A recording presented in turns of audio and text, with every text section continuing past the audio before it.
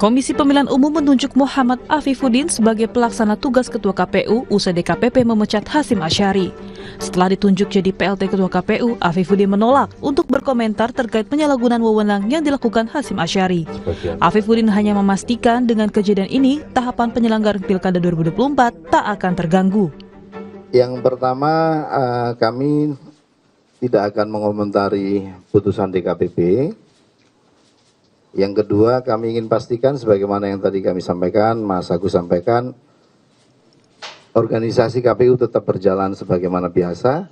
Kita akan lakukan percepatan langkah untuk kemudian menyiapkan tahapan pilkada. Sebagaimana kita tahu, hari-hari ini tahapannya ya berkutat pada pencalonan dan selanjutnya nanti ada masa kampanye dan seterusnya. Sebagaimana tadi kami sampaikan, pertama kami tidak akan mengomentari putusan DKPP karena sifatnya bukan kelembagaan. Sementara Presiden Joko Widodo menanggapi putusan DKPP yang memecat Ketua KPU Hasyim Asyari atas dugaan tindak asusila. Jokowi menegaskan pemerintah menghormati kewenangan DKPP dalam memutuskan pemberhentian Hasyim Asyari.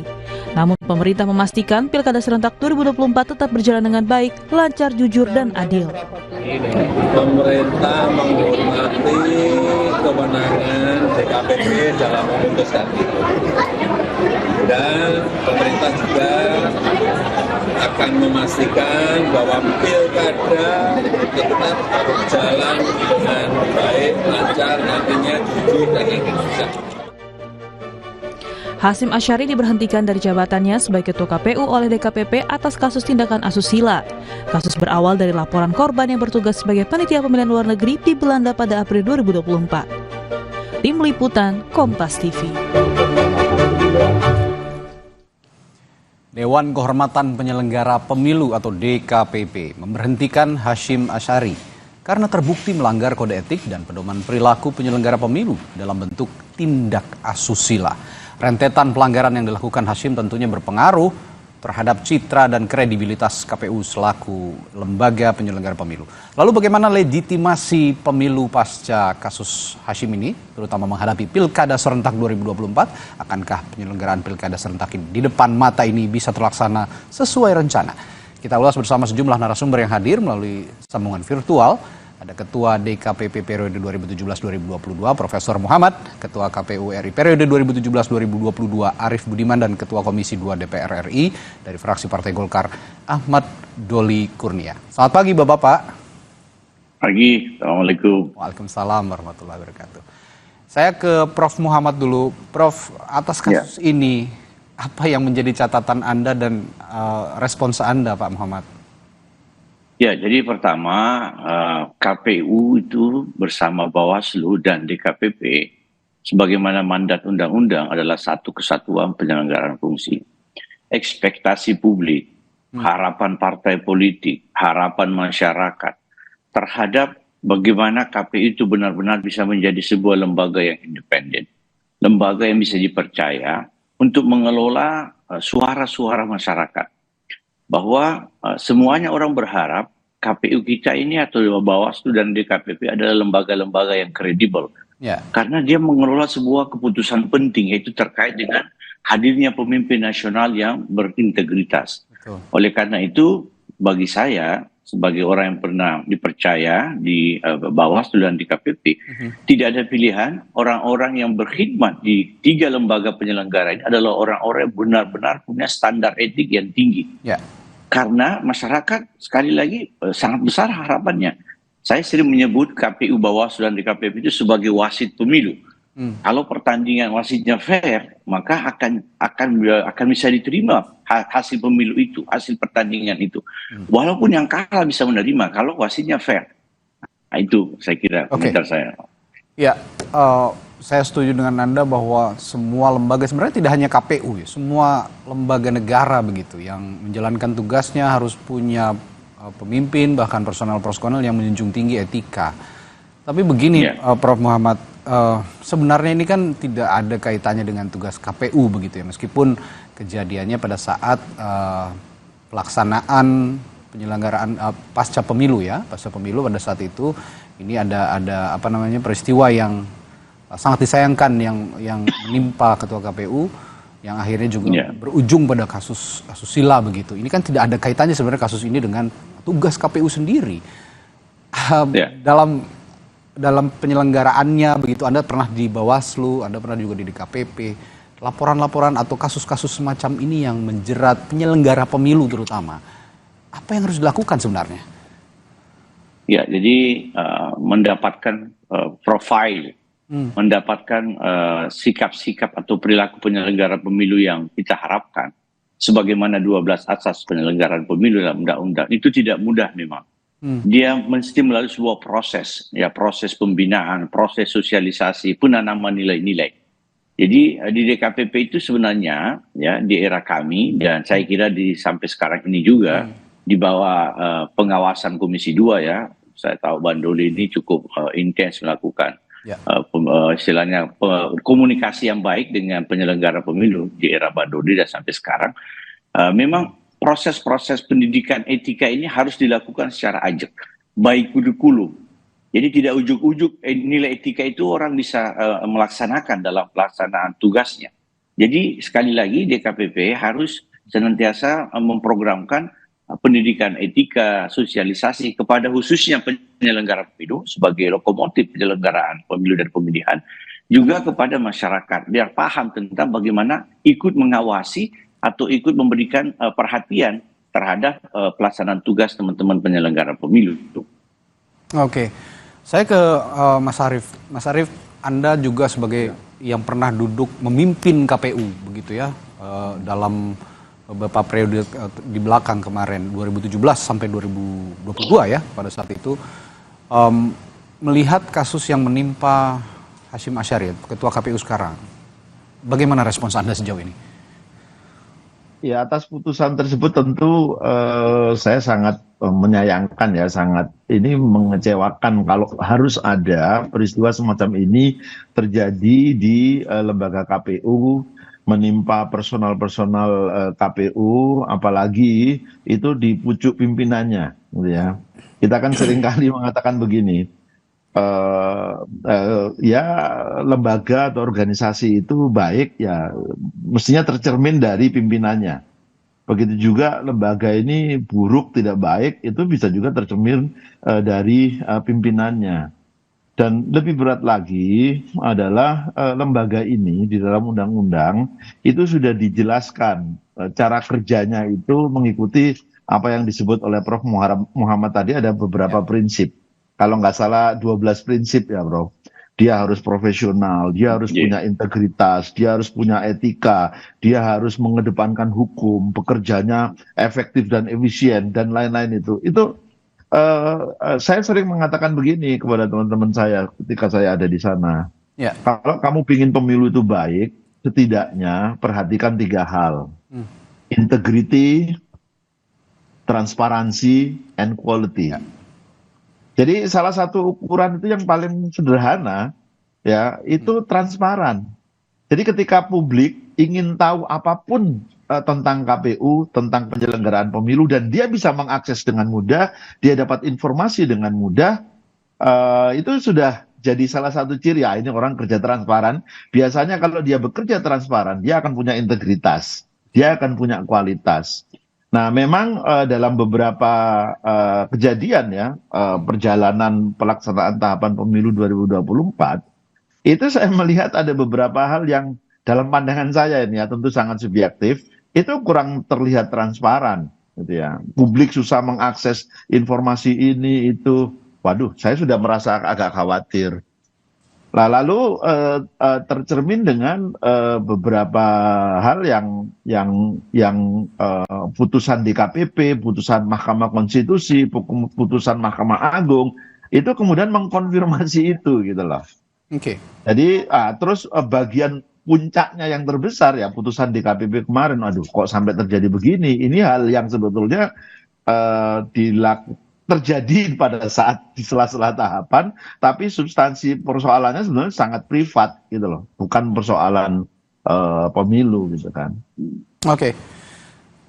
Begini Mas Arief, alih-alih meminta maaf lalu juga menyesal dengan perbuatannya begitu ya, Ketua KPU Hashim Asyari, mantan Ketua KPU yang sekarang sudah dicopot itu kemarin pada saat menghadapi media berbicara dan mengucapkan terima kasih, katanya berterima kasih karena lepas dari beban sebagai komisioner KPU dengan tugas-tugas yang sangat beratnya, ini berterima kasih.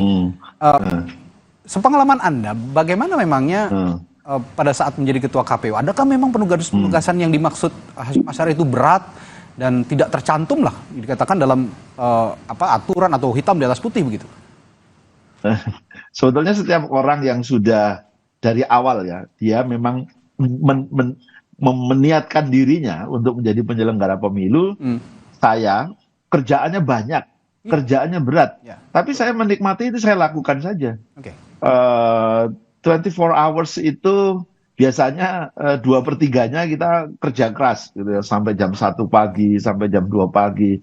Itu biasa saja dan saya menikmati itu. Dan saya merasa bahwa ini amanah besar dari negara. Jadi jangan dianggap sebagai beban berat, bahwa ini pekerjaan berat, ya. Tapi saya tidak pernah merasakan itu sebagai beban. Maka saya enjoy saja melakukan apapun ya. Nah, atas kejadian ini, tentu ini sangat memilukan ya. Publik tentu bertanya-tanya kok integritasnya kemudian terpotret melalui putusan DKPP seperti ini, gitu ya. Jangan-jangan nanti publik kan pasti berspekulasi nih, menduga-duga bagaimana dengan yang lain. Karena kalau saya lihat informasinya, laporan di DKPP, Prof, itu kejadian yang semacam ini ya terkait dengan peristiwa asusila ini bukan satu-satunya gitu loh. Masih ada beberapa sudah diputus, beberapa sekarang sedang dalam proses persidangan gitu ya. Jadi ini memang jadi cermin. Maka harapan kita, tentu harapan saya gitu ya sebagai masyarakat, ini jadi pelajaran berharga untuk penyelenggara pemilu, seluruh penyelenggara pemilu, provinsi, kabupaten, kota, bahkan teman-teman ad hoc. Karena November 2024 ini kita akan punya gawe besar. Pilkada di seluruh provinsi dan seluruh kabupaten kota. Ini pertaruhan besar. Kita bangun kepercayaan publik, kita jaga kepercayaan publik, sehingga mereka nanti bukan hanya mempercayai hasilnya, tapi prosesnya pun juga dipercayai oleh mereka. Oke, kembali ke Prof. Muhammad. Prof, kalau melihat kasusnya Pak Hashim Asyari ini pertimbangan hukuman yang diberikan oleh DKPP apakah sudah pantas? Karena sebelumnya juga kalau kita lihat tidak hanya kasus yang terakhir dihadapi Hashim Asyari begitu, Ketua KPU Hashim Asyari, tapi ada kasus sebelumnya juga yang sempat diperingatkan oleh DKPP. Ada rentetan pelanggaran lah yang dilakukan oleh Ketua KPU pada saat itu Hashim Asyari. Apa Anda melihat sudah pas jadi dengan rentetan pelanggaran yang sudah terjadi selama ini, Prof. Muhammad? Iya. Jadi yang disampaikan oleh sahabat saya Ari Budiman itu benar, bahwa paling tidak di era saya dan saya pantau sekarang ini ada peningkatan kasus-kasus non pemilu ya, non tahapan itu seperti sampaikan Pak Arief tadi, yaitu kasus asusila. Nah, semalam tadi setelah kasus Pak Hashim ini kita dengar lagi di Pati itu ada lagi laporan komisioner yang diduga selingkuh dengan stafnya. Waduh, itu belum selesai kasus Pak Arief, itu ramai lagi, viral lagi, dan ada lagi yang belum terekspos ya. Jadi memang laporan itu saya lihat cenderung meningkat. Saya kadang-kadang bertanya, apakah karena mereka stres ya? Ya, stres sehingga beban menganggap sebagai beban tugas yang terlalu berat ya. Atau mungkin, tapi di era Pak Arief tidak seperti itu juga ya, walaupun tugas pilkada serentak ini kan di era Pak Arief sudah berlangsung gitu. Jadi tidak menganggap sebagai beban. Saya setuju Pak Sehingga Arief, maksud Anda perilaku menyimpang itu dianggap sebagai ya hiburan karena stres begitu ya Pak Muhammad ya? Ya, itu kita prihatin, itu perilaku yang tidak seharusnya. Saya menduga dan mudah-mudahan dugaan saya tidak benar ya. Karena Pak di era kami dan Pak Arief, misalnya almarhum Pak Husni juga, itu pemilu itu tidak ringan-ringan juga loh. Itu pilkada pemilu serentak nasional, pilkada serentak nasional.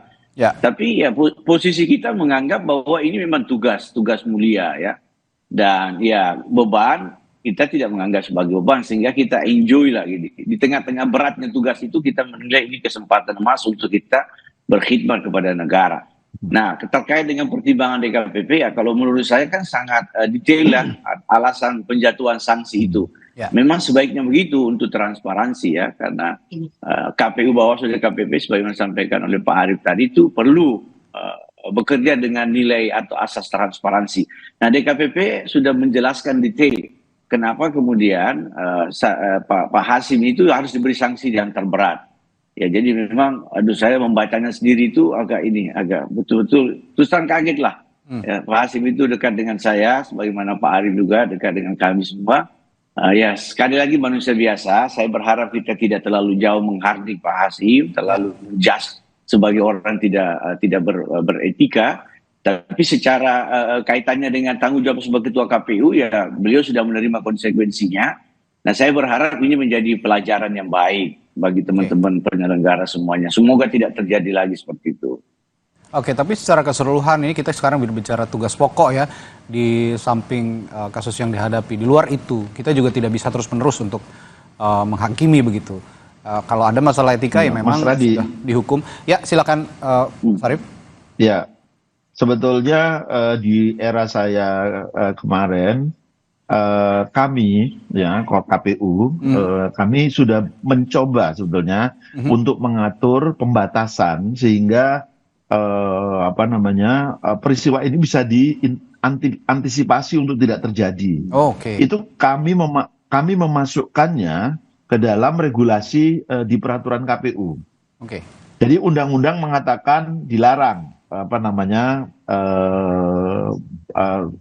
orang yang punya hubungan suami istri itu sesama penyelenggara pemilu itu kan tidak boleh. Oke. Maka kami mengaturnya lebih luas sebetulnya, bukan hanya hubungan suami istri, tapi juga nikah siri nggak boleh, kumpul kebo nggak boleh, gitu kan? Itu sudah diatur ya di detail. PKPU sudah ada ya? Lebih detail ya, kami mendetailkan.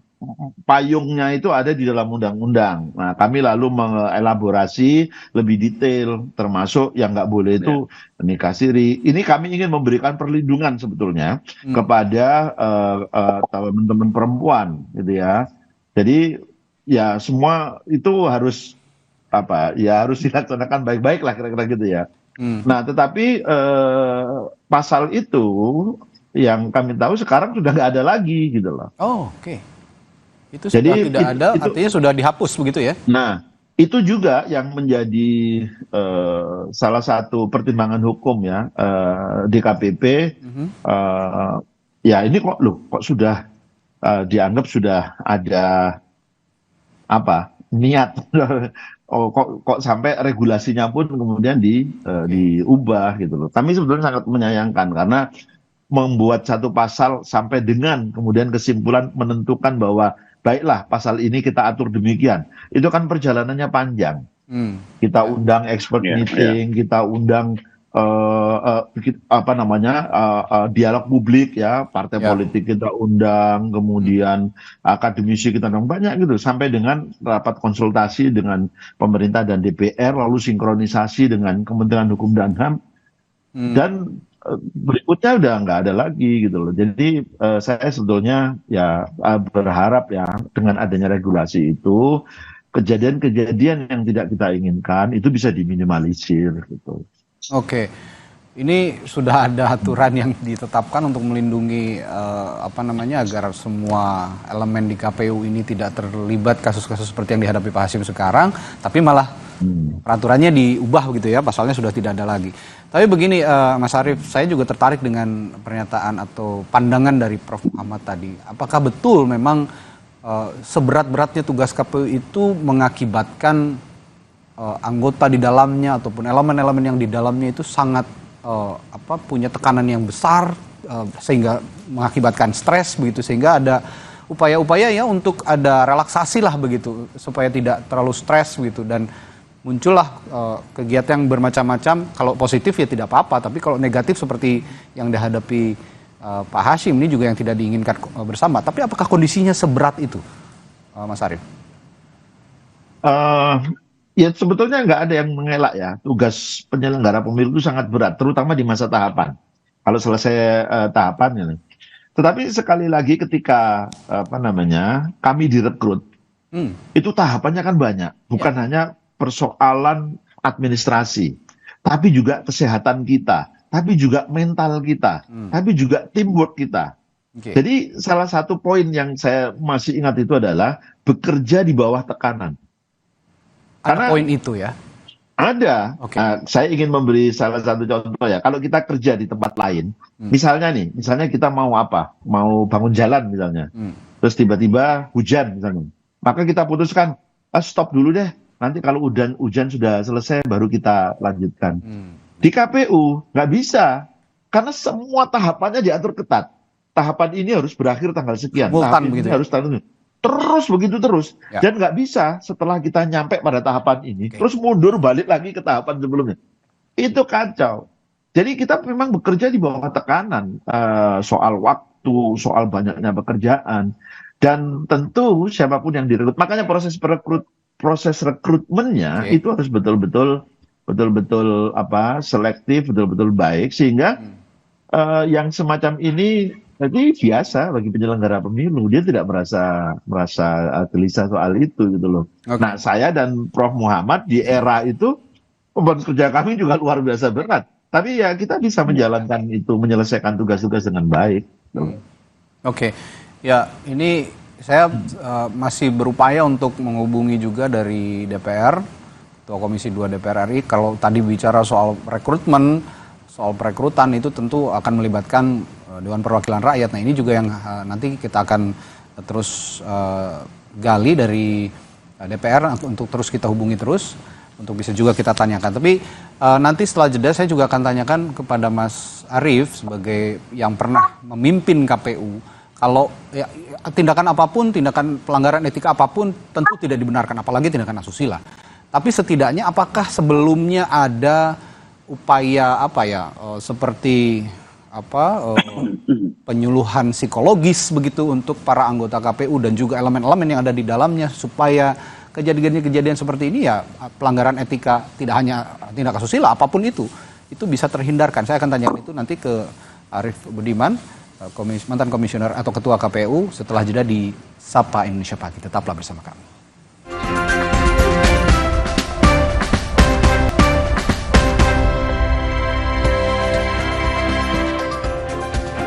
Sebelum jeda, kami masih membahas tadi persoalan yang dihadapi KPU saat ini, di mana Ketua Komisi Pemilihan Umumnya yang sudah dicopot oleh DKPP terjerat dalam tindak asusila, pelanggaran etik. Nah, yang saya tanyakan tadi sebelum jeda ke Mas Arief Budiman, sebagai yang pernah menjabat sebagai Ketua KPU yang dulu, apakah ada penyuluhan secara psikologis dan periodik dilakukan terhadap para anggota KPU dan juga elemen-elemen yang ada di dalamnya gitu untuk mencegah tindakan-tindakan yang melanggar etika ini terjadi? Ada, Mas Radi. Jadi KPU provinsi dan KPU kabupaten kota yang sudah kita rekrut, sudah kita pilih, itu kita lakukan pembekalan, namanya orientasi tugas. Nah gitu. Jadi kita jelaskan semua apa tugas-tugasnya, bagaimana membangun relasi dengan stakeholder, bagaimana menjaga etika. Itu narasumbernya dari berbagai pihak ya. Ada termasuk teman-teman di KPP, teman-teman Bawaslu. Biasanya mereka kita minta untuk menjelaskan kalau Bawaslu dari sisi pengawasan, kalau di KPP dari sisi etika, terus para akademisi, kami undang semua gitu loh. Tapi memang pola orientasi tugas hasil rekrutmen yang sekarang dan yang kemarin agak sedikit berbeda ya. Tapi apa bedanya, Mas Arief? Itu dikonfirmasi dengan teman-teman KPU sekarang aja. Karena saya kan nggak mengikuti. Saya khawatir salah karena saya tidak. Tapi kalau dari luar terlihat perbedaannya seperti apa, memang? Saya merasakan ada cara berrelasi yang agak sedikit berbeda gitu ya. Biasanya begini, begitu kami ini mengakhiri tugas gitu ya, purna tugas, maka KPU terpilih itu biasanya mengundang generasi-generasi sebelumnya untuk melakukan knowledge sharing, experience sharing gitu. Jadi kita tahu bagaimana berrelasi, bagaimana apa yang terjadi dulu. Hari ini saya bahkan belum pernah sekalipun diundang ya untuk ya mungkin menilai tidak ada yang penting dari saya. Tidak ada urgensinya begitu ya untuk tidak ada urgensinya, ya nggak apa-apa, itu kan sebuah pilihan gitu ya. Nah, di dalam orientasi tugas itu udah kita jelaskan semua bagaimana menjaga independensi, bagaimana menjaga etika. Nah, mudah-mudahan termasuk KPU RI melakukan itu juga. Jadi terhadap diri kita sendiri gitu. Kita biasanya melakukan apa yang disebut knowledge sharing, experience sama training, teamwork biasanya. Jadi kami bertujuh itu kan mungkin sudah saling mengenal, tapi kadang-kadang kan di antara kita belum mengenal terlalu dalam secara individual, secara pribadi, gitu ya. Nah, kita melakukan training itu supaya kita lebih saling mengenal secara personal, sehingga teamwork kita itu menjadi sangat bagus. Oke, baik. Prof. Muhammad, Anda juga sebagai orang yang pernah memimpin Bawaslu, pernah juga di DKPP. Saya melihat tugas Bawaslu juga tidak hanya mengawasi penyelenggaraan pemilu, tapi lembaga penyelenggara pemilunya pun dalam hal ini KPU juga harus tetap diawasi, begitu kan? Kalau kita lihat, terutama untuk masalah etik ini. Apakah Bawaslu juga punya kewenangan begitu untuk ya setidaknya mengingatkan untuk para penyelenggara pemilu, terutama KPU, untuk jangan keluar dari norma-norma saat bertugas, terutama norma etika, apalagi melanggar etikanya malah sampai tindak susila seperti ini. Apakah ada kewenangan itu, Pak Muhammad? Ya, sebenarnya KPU Bawaslu itu setara ya dalam undang-undang. Jadi posisi walaupun misalnya disebut Badan Pengawas Pemilu, tapi concern Bawaslu itu adalah mengawasi tahapan yang dikelola oleh KPU.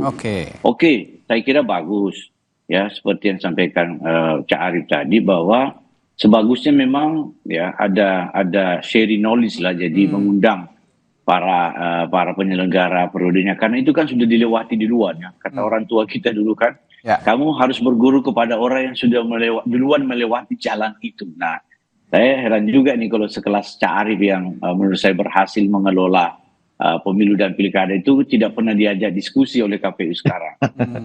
Kalau di era saya itu kita intens berkomunikasi Cak Arief dengan Bawaslu sekarang, bahkan dengan DKPP. Saya beberapa kali diundang oleh DKPP sekarang, ya paling tidak mau menanyakan atau mau berbagi pengalaman. Jadi itu menurut saya harusnya tidak terjadi. Jadi Bawaslu sebenarnya tugas utamanya mengawasi tahapan. Tapi namanya saling mengingatkan bagus. KPU mengingatkan Bawaslu, Bawaslu mengingatkan KPU, dan terutama DKPP menurut saya memang punya fungsi ya secara khusus melakukan penegakan kode etik. Penegakan kode etik itu tidak saja persidangannya, ya pemeriksaan persidangannya, tapi juga adalah bagaimana menciptakan atau membangun sebuah kesadaran etik melalui sosialisasi, pendidikan etik dan seterusnya. Demikian. Oke, yang dimaksud tadi memang saling mengingatkan itu penting, dan juga tadi yang dimaksud Mas Arief reach out gitu ya, merangkul kembali komisioner-komisioner terdahulu begitu untuk sharing knowledge. Nah, ini juga menurut pandangan saya ini salah satu upaya untuk mengurangi pressure yang tinggi, tugas yang berat tadi, karena pengalamannya bisa dibagi, bebannya juga bisa terbagi, kira-kira begitu ya, Prof. Muhammad? Iya benar. Jadi KPU itu sebenarnya kan lembaga publik, ya dia tidak eksklusif, ya walaupun dia punya kewenangan yang spesifik mengatur tahapan, tapi dia harus bisa mendengar suara publik, bisa mendengar masukan, dan alhamdulillah kalau komunikasi itu bisa dibangun, potensi-potensi pelanggaran kan bisa dicegah tuh, saling mengingatkan. Bukankah juga semua agama selalu mengingatkan kita wa tawassaw bil haq wa tawassaw bis sabr. Itu kan pesan penting bahwa dimanapun Anda berada, Anda butuh orang lain. Karena biasanya yang paling genuine, yang paling objektif, yang paling relatif netral melihat tugas kita itu orang lain, bukan kita. Kalau kita menilai diri kita itu kayak mungkin saja ada yang lewat. Tapi kalau orang di luar lembaga kita memberi masukan, itu kan biasanya bisa melihat hal-hal yang bisa jadi belum diperhatikan atau belum diatensi oleh teman-teman KPU dan Bawaslu misalnya. Jadi itu penting saya kira ya, untuk saling mengingatkan.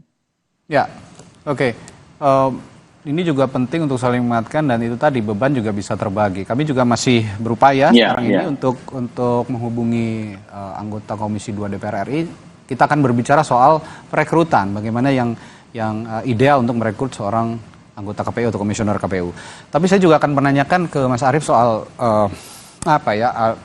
secara finansial lah ya, anggota KPU, komisioner KPU itu sebenarnya sudah layak kan ya, sudah maksudnya sudah memenuhi semua kebutuhan yang dibutuhkan oleh seorang anggota KPU secara finansial, baik dari gaji, tunjangan, karena sekarang juga ada kritik cukup deras begitu mengalir ke KPU yang dinilai oleh publik ya sedikit bergaya hidup mewah begitu, dan ini yang juga mungkin saya tidak bisa menghakimi juga punya pretensi untuk melakukan tindakan-tindakan yang melanggar etik. Bagaimana pandangan Anda soal ini, Mas Arief? Mohon maaf, masih di mute sepertinya Mas Arief? Ya. Oke, baik, silakan. Ya, semua orang tahu karena itu dokumen publik ya. Ya. Berapa gaji ketua KPU, berapa gaji anggota KPU, berapa juga penghasilan seluruh jajaran sekretariat jenderal dan sekjen ya. Orang bisa menilai lah kita mau ngapain, pergi kemana, menggunakan apa, bergaya seperti apa, dengan penghasilan yang seperti itu kira-kira sesuai apa tidak gitu ya. Oke. Makanya peristiwa yang terungkap ya pada saat RDP di DPR beberapa waktu yang lalu, penggunaan private jet, penggunaan mobil dinas sebanyak 3. Saya dulu waktu bersama Prof Muhammad satu era itu, kita itu mobilnya 1 saja ya, nggak ganti-ganti ya Prof ya. Gitu. Iya. Sekarang bahkan yang ini mohon maaf ya, ini yang terungkap di DPR ya. Jadi jangan orang salah tangkap nanti, Pak Arief, berarti Pak Arief cemburu nih, dulu nggak ada. Iri begitu ya, Enggak, karena nggak punya fasilitas yang sama. Karena saya paham betul Ya. berapa anggaran yang dialokasikan untuk KPU, digunakan Ya. untuk KPU. Bahkan dalam beberapa aktivitas di kantor KPU yang saya lihat di televisi, karena saya nggak pernah masuk ke sana ya, Ya. itu bahkan ruangannya sangat mewah banget gitu loh. Saya cas laptop dulu ya, ini baterainya udah Oke. mau habis. Oke. Baik, oke. Nanti kita sambung. Oke, nanti disambung lagi. Saya ke Prof Muhammad dulu kalau begitu. Prof, sambil menunggu perbaiki sambungan komunikasi dengan Mas Arief. Saya juga ingin tanyakan soal, ini kan soal DKPP sudah putus begitu ya, sudah memutus bahwa ketua KPU diberhentikan dan harus ada gantinya tentu saja. Dan kemarin juga KPU sudah berkonsolidasi untuk segera menetapkan ketua yang baru. Nah, ini jarak sampai ketua KPU definitif yang menjabat baru ini dilantik ataupun ditugaskan itu biasanya berapa lama, Prof? Ya, kalau dalam undang-undang itu disampaikan bahwa harusnya segera dilakukan proses pergantian antar waktu. Oke. Nah, tentu prosesnya juga sudah diatur dalam Undang-Undang 7 2017 tentang pemilu. Nama-nama itu kan pada saat seleksi 5 tahun awal sudah ada 14 nama. Jadi tinggal DPR kedua memanggil calon yang berada pada ranking teratas ya, setelah 7 berarti 8 ya. Informasi yang kita dapat nomor 8 itu almarhum Pak Firian, maka akan turun ke nomor 9. Nomor 9 itu akan diundang oleh Komisi 2 untuk dilakukan fit proper test lah itu, untuk ngecek apakah calon anggota KPU ini pengganti Pak Hasim ini masih memenuhi syarat ya, dari segi misalnya syarat-syarat undang-undang sudah jelas ya, syarat administratif ya, dan seterusnya. Dan juga akan ada pertanyaan-pertanyaan yang sifatnya mungkin menelusuri rekam jejak begitu. Nah, kalau sudah disepakati di Komisi 2, itu diserahkan kepada Presiden untuk di-SK-kan dan dilantik, lalu kemudian segera bertugas, bergabung dengan 6 anggota KPU yang lain. Jadi harusnya prosesnya tidak lama, karena calonnya sudah siap gitu. 14 nama itu sudah siap gitu. Diambil dari calon-calon anggota KPU yang sebelumnya tidak terpilih, tapi punya katakanlah suara yang paling besar, mendekati begitu ya? Iya. Jadi pada nomor urut berikutnya. Berdasarkan ranking, 8 karena almarhum Pak Firian tentu sudah tidak memungkinkan. Yang nomor 9 ya, nanti akan dicek apakah dia masih memenuhi syarat atau tidak. Artinya ini masih akan melibatkan DPR atau hanya di internal KPU saja nanti memilih ketua ini? Oh, kalau pemilihan ketua itu internal. Internal ya? Pemilihan ketua itu dari dan oleh anggota KPU ya. Jadi memang sebaiknya menurut saya 6 anggota KPU sekarang ini, ya, apalagi sudah menunjuk pelaksana tugas Pak Afif, itu menunggu lengkapnya 7 anggota menunggu gitu. Oke. Jadi menunggu ada anggota baru nanti berembuk kembali untuk menentukan Memilih yang ketua, ya. Oke. Secara 7 orang memilih ketua begitu. Oke, sebelum nanti kita juga bahas soal bagaimana pemimpin KPU yang tersisa sebenarnya tugasnya tidak terlalu lama lagi, 2027 kalau saya tidak salah akhir masa tugas anggota KPU periode yang sekarang ini. Tapi saya akan kembali juga tadi yang terputus, Mas Arief menanyakan soal kebutuhan finansial seorang anggota KPU yang saat ini ada, apakah sudah ideal atau bagaimana? Mas Arief silakan. Ya kalau ngomong ideal itu relatif ya. Dulu kami pernah mengusulkan lebih dari yang sudah ditetapkan sekarang sebetulnya. Kalau sekarang itu kan ketua 43, anggota 39 sebelum dipotong pajak. Ya. Di era saya dulu kami pernah mengusulkan kurang lebih sekitar 60-70 lah. Itu ada benchmarknya ya. Kita mencontoh lembaga di tempat lain dengan beban kerja yang kurang lebih sama dan seterusnya lah. Tapi keputusan presiden waktu itu kan yang ditetapkan adalah sebesar itu 43 juta dan 39 juta. Setelah belum dipotong pajak itu, nanti dipotong pajak gitu ya. Oke. Nah ya tentu Assalamualaikum. Ya, saya sapa dulu nih. Kita, ya. Ada anggota Komisi 2 DPR RI dari fraksi PKS yang gabung pagi hari ini. Assalamualaikum. Pak Mardhani Alisera. Waalaikumsalam warahmatullahi wabarakatuh. Monggo lanjut. Ya, silakan dilanjutkan Mas Arief. Nah, tadi sebagaimana dijelaskan oleh Prof. Muhammad, ini kan pemberhentian ini kan berdampak pada dua hal. Pertama keanggotaan, kedua jabatan atau posisi ketua. Maka kalau keanggotaan, karena dulu SK-nya dari Presiden, ya nanti kita tunggu pemberhentiannya juga dari SK Presiden, Kepres. Ya.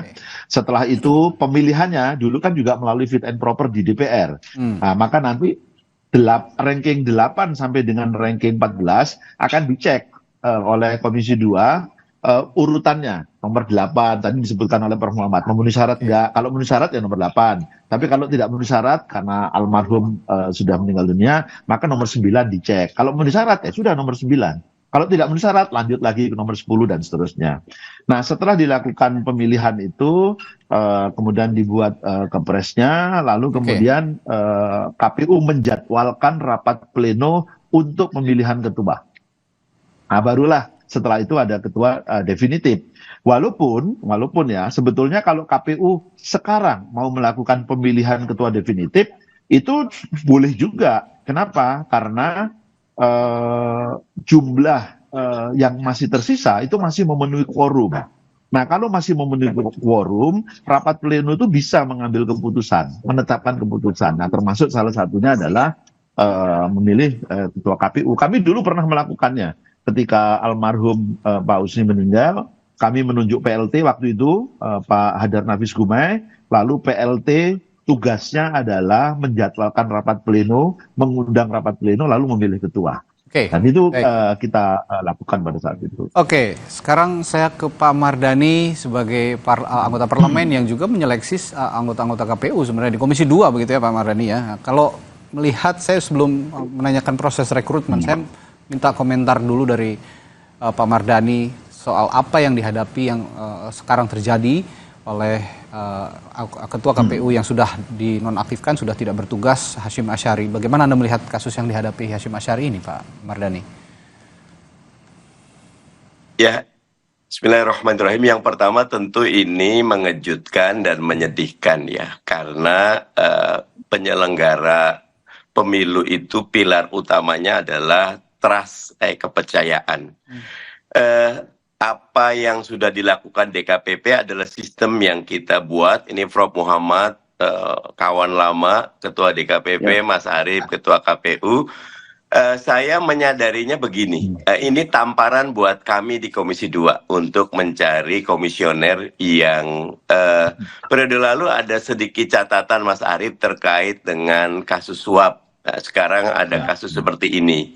Tetapi pandangan saya, seperti apapun kita melakukan fit proper test dan persyaratan, sistem yang ada perlu untuk kita cermati bersama. Karena tidak mungkin kejadian ini terjadi kecuali ada transparansi, akuntabilitas, dan kepercayaan ya, ada kepercayaan dari keberanian dari seluruh elemen di KPU, Bawaslu, DKPP untuk berkata benar. Begitu. Jadi harus ada keberanian itu untuk berkata benar. Nah, ke depannya nih Pak Mardhani, kita bicara perekrutan. Kan tadi Pak Mardhani bilang ini sebagai tamparan juga untuk Komisi 2 sebagai pihak yang menyeleksi para anggota KPU sebelumnya, periode-periode sebelumnya. Sebelum periode ini ada kasus juga yang dihadapi komisioner KPU. Sekarang ada lagi kasus soal etika petindak susila. Ke depannya Pak Mardhani, kalau memang tindakan-tindakan seperti ini mencoreng nama penyelenggara pemilu, apalagi menampar posisi Komisi 2 sebagai penyeleksi, apa yang akan dilakukan ke depan? Saya ingat sekali, mungkin Mas Arief ataupun Prof. Muhammad, ketika fit proper test KPU yang sekarang itu, baru 2 hari fit proper test sudah beredar nama komisioner yang terpilih.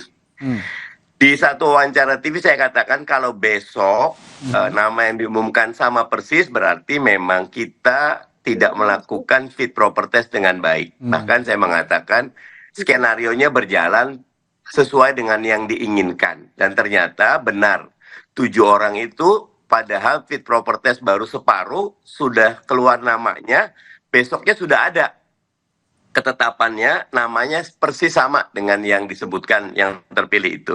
Nah, koreksinya, evaluasinya, jangan lagi ada bermain-main dalam proses fit proper test. Teliti track recordnya dan betul-betul pilih mereka yang punya integritas dan punya kapasitas. Jangan lagi, apalagi kalau ada titipan, ada pesanan. Jangan. Begitu. Ya. Tapi begini Pak Mardhani, terakhir juga saya tanyakan bahwa pemilihan anggota KPU ini ke depan juga tidak lepas dari proses politik karena memang dipilihnya oleh lembaga politik begitu. Nah, tarik-menarik politik semacam ini juga yang kadang kita jadi concern begitu ya, bagaimana memilih anggota KPU yang benar-benar berintegritas, independen dan tidak partisan, tidak dipilih berdasarkan kedekatan dengan anggota DPR atau politisi tertentu. Bagaimana Anda menghindari hal-hal seperti ini agar pemilihan anggota KPU tetap objektif dan menghasilkan anggota KPU yang berintegritas? Saya lebih percaya kepada sistem yang dibangun di KPU-nya, di Bawaslu-nya dan DKPP-nya. Misal begini, kalau kita ubah juga bukan dipilih oleh DPR katakan, tetap saja sesudah itu akan ada peluang untuk terjadi perkara-perkara seperti ini. Karena itu transparansi, akuntabilitas, dan keberanian orang-orang di dalam untuk mengatakan kebenaran. Ya, karena kayak kasus sekarang kan nggak sekali tiba-tiba muncul. Dia dari kecil, menyedang, membesar, baru kejadian seperti sekarang. Kalau dari awal yang di dalam itu berani berkata benar, berani mengoreksi, Prof. Muhammad ingatkan saya, kalau saya tidak salah di salah satu dasar pembacaan keputusan DKPP yang sekarang itu ada perubahan di PKPU, Mas Arief. Yang tadinya tidak boleh ada hubungan perkawinan, itu diubah. Itu kan salah satu tanda ada apa ini. Dan yang paling tahu adalah orang-orang terdekatnya. Yang ada di internal ya.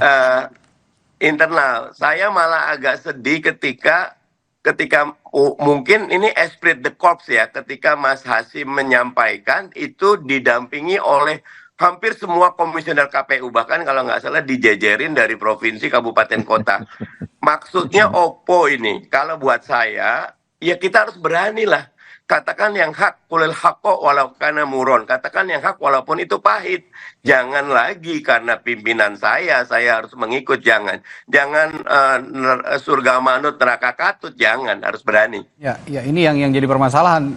Seperti ada pembiaran juga dari internal KPU dan tidak mengingatkan bahwa upaya-upaya intensi seperti ini yang bibit-bibitnya sudah ada tidak diingatkan begitu bahwa ini berpotensi untuk memunculkan pelanggaran-pelanggaran etika semacam ini. Itu yang dimaksud oleh Pak Mardhani tadi, harusnya saling mengingatkan. Dan saya setuju dengan Prof. Muhammad juga dengan Mas Arief, pola komunikasi yang harus dibangun terus, tidak hanya di internal tapi juga dengan elemen eksternal di luar KPU, terutama dengan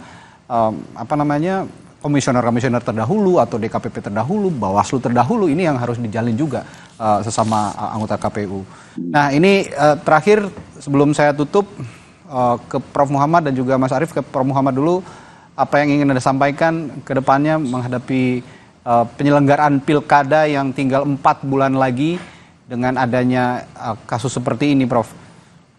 Ya, saya sangat berharap ya bahwa penyelenggara pemilu, rekan-rekan penyelenggara pemilu menjadikan pentingnya profesionalisme dan penanaman nilai-nilai etik dalam membangun profesionalisme itu sebagai need, sebagai kebutuhan, bukan hanya melepas kewajiban.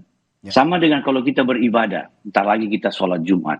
Saya sholat Jumat 2 rakaat, itu karena saya butuh untuk berdialog dengan Tuhan saya, sehingga hasil dari dialog dengan Tuhan saya itu berdampak setelah saya sholat. Tapi saya ke sholat Jumat bukan hanya melepas kewajiban sebagai muslim 2 rakaat. Nah, saya berharap juga demikian. Teman-teman penyelenggara itu menjadikan nilai-nilai etik terutama dan profesionalisme yang terus dibangun sebagai sebuah kebutuhan. Ada atau tidak ada orang menilai, ada atau tidak ada DPR yang memberi catatan, saya tetap harus menjaga etika sebagai bentuk tanggung jawab dan kewajiban saya. Demikian. Baik, Mas Arief, silakan pandangan terakhir Anda. Ya, pertama saya mengapresiasi putusan DKPP yang tegas, ya. Kedua, karena masih ada juga kasus-kasus serupa, saya berharap DKPP juga memutus secara tegas supaya ini jadi pelajaran bagi semuanya. Kedua, bagi KPU saya berharap ini jadi pelajaran berharga. Pilkada 2024 itu akan jadi pertaruhan. Apakah masyarakat masih percaya kepada penyelenggara pemilu atau tidak?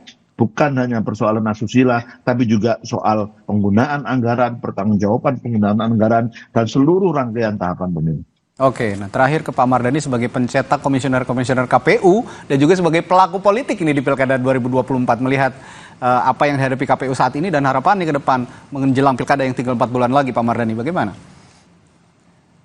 Barusan tadi 7:30 rumah saya didatangi oleh Pantarlih Kelurahan melakukan coklit untuk pilkada. Jadi pandangan saya, pilkada tidak terganggu prosesnya karena sistemnya sudah berjalan.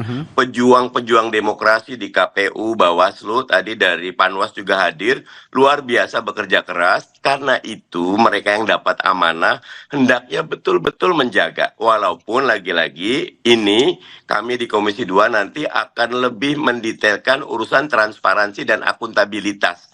Karena kata Bang Nabi, waspadalah kejahatan itu karena ada kesempatan. Jangan beri kesempatan semua kejahatan muncul, baik itu kejahatan susila, moral, ataupun kriminal.